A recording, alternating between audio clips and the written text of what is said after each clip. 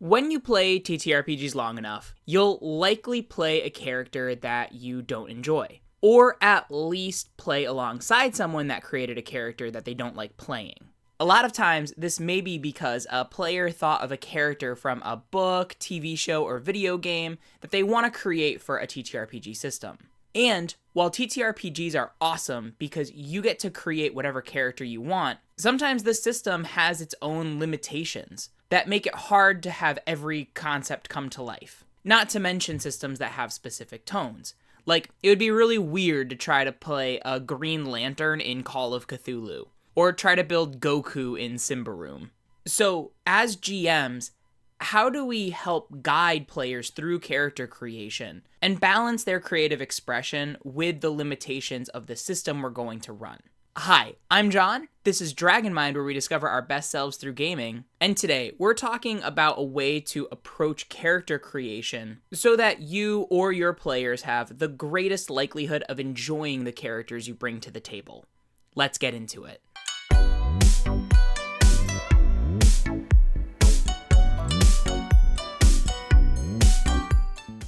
Alright, right off the bat, I want to acknowledge that different players will have different preferences to their approach to character creation. Some players love looking at the flavor of the options first and letting that ignite their imagination and guide their decision making. Other players, including myself, kind of ignore the flavor to look purely at the mechanical function of a player option, because ultimately we feel like we can just reflavor things to make more sense, which may or may not match well with other players at the table or the GM. Now, one of the things that shaped this character creation preference of mine had to do with my experiences with 5th edition D&D. In one of my very first D&D games, I wanted to create a character that was like a Witcher. Very Geralt of Rivia-like, since I had just done my first run-through of The Witcher 3. I fell in love with the world's tone and Geralt's personality, and because I hadn't discovered the books yet, I was really curious to see what it would be like for a character with Geralt's personality to bounce off other characters in a more consistent way than the kind of solo nature of the video game. Now, for some context, at the time, we really only had the 2014 Player's Handbook to go off of, and reading through all the different class options, the Hunter Ranger seemed to be the one that made the most sense. But again, part of what I liked about the video game was that, at least for my build on my first run through, Geralt was kind of a spell sword. He could competently use his longsword as his main weapon, but he had a lot of spell casting as backup, especially for taking advantage of situational weaknesses in enemies. Now, I could have gone with something like the Eldritch Knight, but to me, the flavor of the Ranger made more sense. After all, the story text said that they were warriors of the wilderness and specialized in hunting monsters that threatened the edges of civilization. Sounded exactly like the gameplay I was going for. And the other thing about the Eldritch Knight is it had too much spellcasting for what I wanted to go for. So I thought that like a 1-level dip into Sorcerer made sense. For those of you that know 5th edition D&D, you can probably see this train wreck coming. Stat-wise, because I was using a longsword, my DM said it would be best if my main stat was strength, which of course, as a melee character, also meant that my armor class was somewhat dependent on dexterity because I only had a medium armor proficiency, but also because I wanted a little bit of spell casting, I had to invest a little bit in charisma for Sorcerer. So I ended up with this character that had an okay strength stat, kind of mediocre at best stats otherwise, and an inefficient action economy. It was a character I was really excited about, but when it came to actual gameplay, I hated it. Over time, I refined the build a little bit. So eventually I landed on a Scout Rogue with a level in Wizard. And because the stats were a lot more consolidated, and my DM allowed me to just reflavor the rapier as a longsword, I ended up with a build I was much more comfortable with, even though from the outside, the flavor of a wizard or a rogue didn't really match Geralt's personality. But mechanically, the story contributions I was making and the feel of the character felt more in line with what I was going for gameplay-wise. Which brings me to my first piece of advice. I think if you're a GM guiding players through character creation, you will have a better time serving them the more precise your knowledge is of the system. On the outside, if I asked a GM for kind of a spell sword character, it makes sense reading descriptions that they would recommend an Eldritch Knight fighter. However, Eldritch Knights have a specific ratio of martial and spellcasting prowess. Something like the Blade Singer, which is mostly a spellcaster, might be more appropriate given the character concept the player is going for.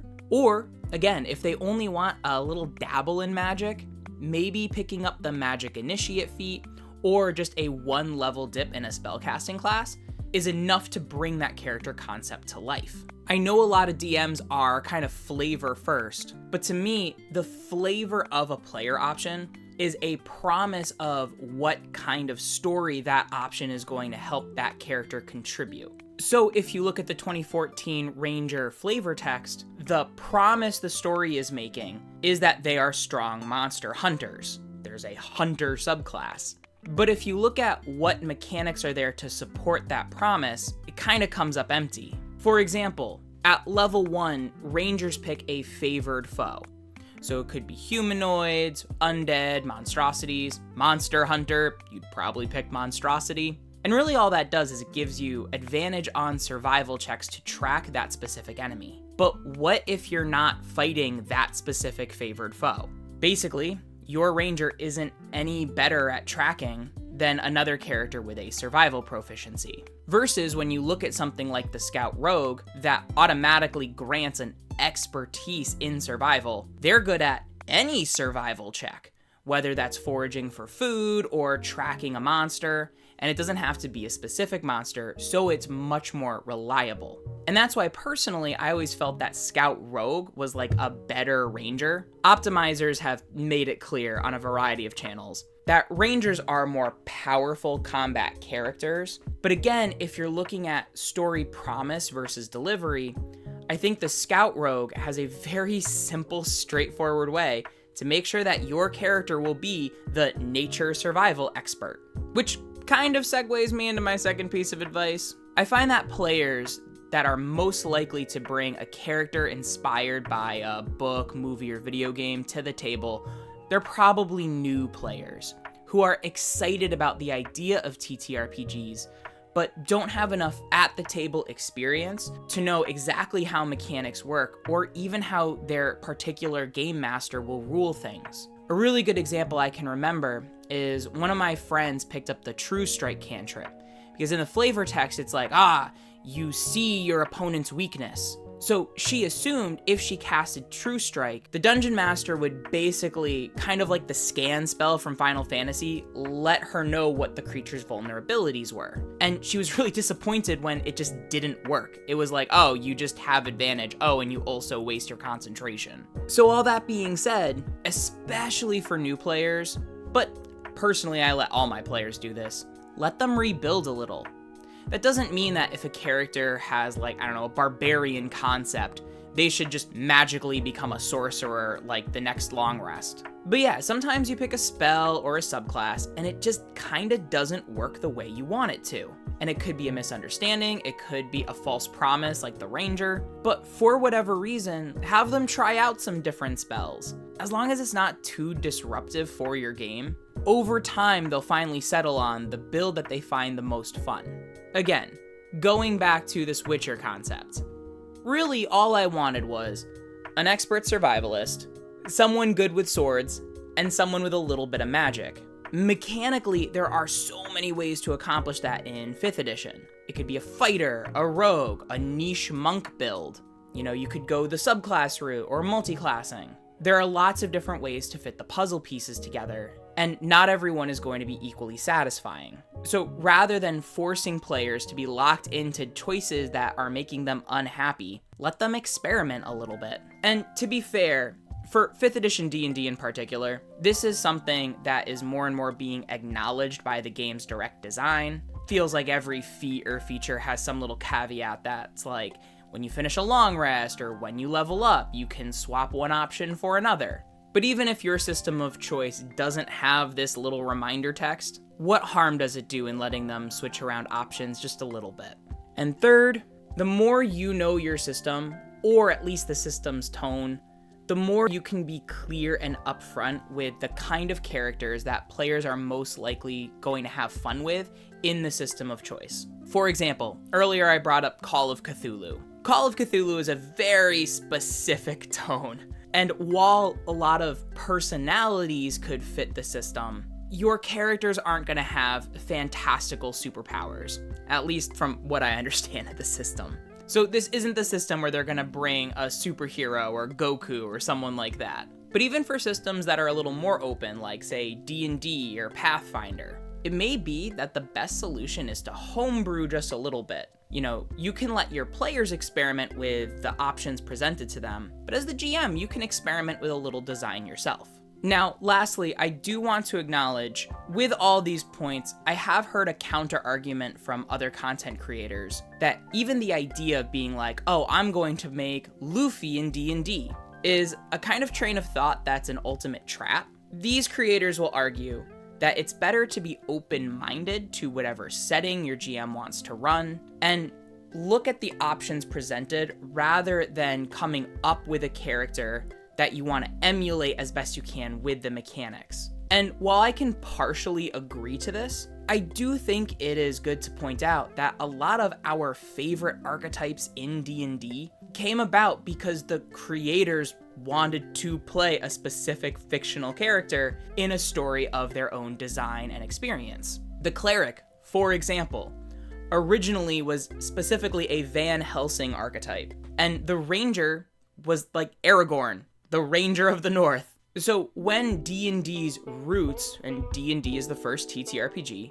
when its roots came from players excited to experience what it was like being specific fictional characters, then I think we can offer some grace to new players, which bridges me into my own little plug here. So I'm designing my own TTRPG called Swiftguard, which is built off the scaffolding of SRD 5.2. However, there are some significant mechanical deviations, including a completely redesigned action economy, and, for the purpose of this video, a new character builder. It uses an a la carte system as opposed to like classes, subclasses, or multi-classing, where at each level, you just get a certain amount of points that you use to purchase new abilities. So rather than having to think, oh, should I go rogue wizard or ranger sorcerer or anything like that, you basically pick the good sword ability, the magic ability. Theoretically, it should be easier for players to combine different abilities to create their dream character. And also, it provides a simple framework for GMs to experiment with homebrew in smaller chunks so that they don't feel like they have to design an entire subclass just to make one player's character concept come to life. They can try one ability, start adjusting it, and then maybe add a second or a third ability on top of it. The playtest materials for Swiftguard are all linked in the description below, including the first playtest adventure, so you can get started right away. And with all that being said, now I want to hear what you have to say. What advice would you give to game masters guiding their players through character creation? Do you tend to prefer a flavor first or mechanics first approach when creating your characters? And have you created a character that you were particularly disappointed by, or maybe one that surprised you with how much you liked them? Let me know in the comments down below. Have an awesome day, and remember, your story matters. Bye-bye now.